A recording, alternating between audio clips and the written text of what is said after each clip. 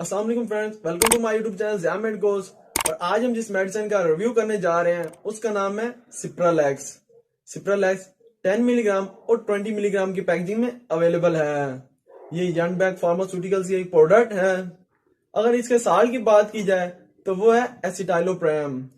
एसिटाइलोप्रेम एक anti depressant medication है जो कि सेलेक्टिवली इनहिबिट करती है सीरोटोनिन के रीअपटेक को, और इसीलिए ही इसे SSRI यानी सेलेक्टिव सीरोटोनिन रीअपटेक इनहिबिटर भी कहा जाता है।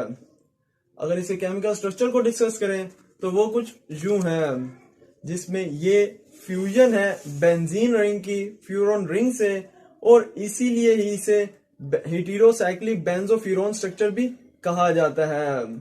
और अगर इसे ओवरऑल रीड किया जाए तो ये है 1,3 डाइमिथाइल अमाइनोप्रोपाइल 1,4 फ्लोरोफेनाइल 1,3 डाइहाइड्रो 2 बेंजोफ्यूनोन 5 कार्बोनाइट्राइल है। अब इसके मोड ऑफ एक्शन को डिस्कस करते हैं कि ये ड्रग किस तरह अपने एक्शन को परफॉर्म करती है। लेकिन इससे पहले हम जानते हैं कि न्यूरोट्रांसमीटर्स क्या होते हैं और इसकी क्या बायोलॉजिकल सिग्निफिकेंस है।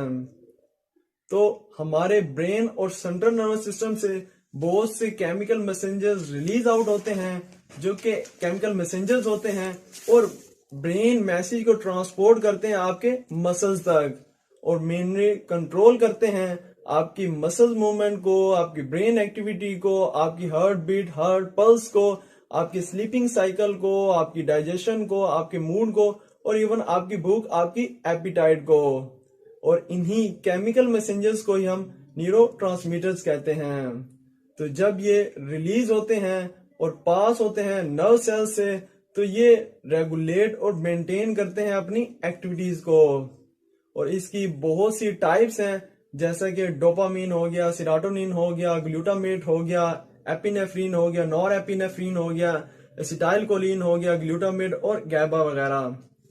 अब इन न्यूरोट्रांसमीटर्स में एक मेजर न्यूरोट्रांसमीटर है जिसका नाम है सेरोटोनिन, जो कि मेनली रेगुलेट करता है आपकी लर्निंग, आपकी विजिलेंस पावर को, आपकी प्लेयर, आपकी हैप्पीनेस को, आपके मूड को और आपके फियर को।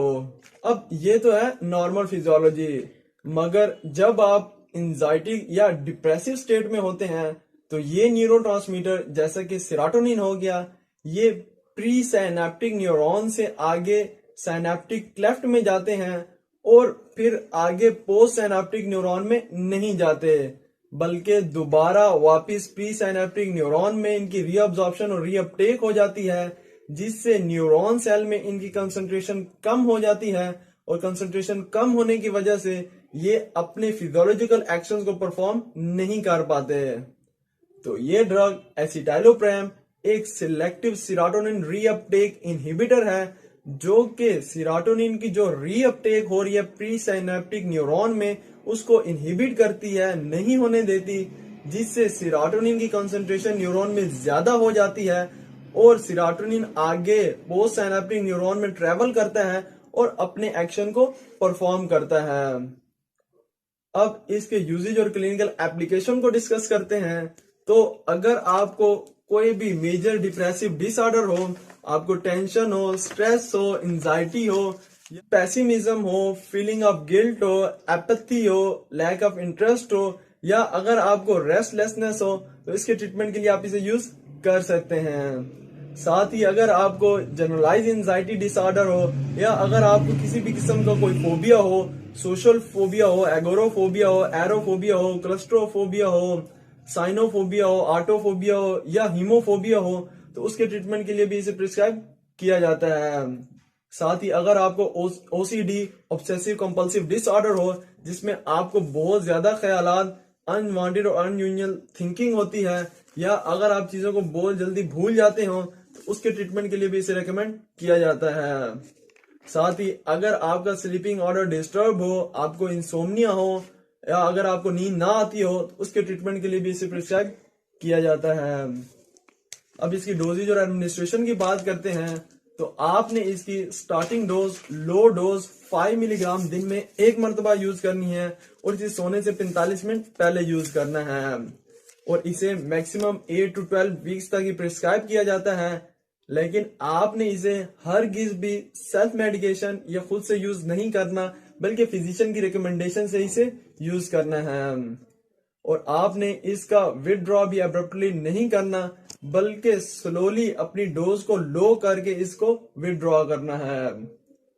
اب اس کے سائیڈ ایفیکٹس کی بات کرتے ہیں تو اس کے موسٹ کامن سائیڈ ایفیکٹس میں ڈراؤزینس کا ہونا، سیڈیشن کا ہونا، میموری لاس ہونا، بلر ویژن ہونا، اور چینج ان لیبیڈو یعنی سیکسول اروزل کا یا تو بہت زیادہ ہو جانا اور یا بہت کم ہو جانا کامن ہے۔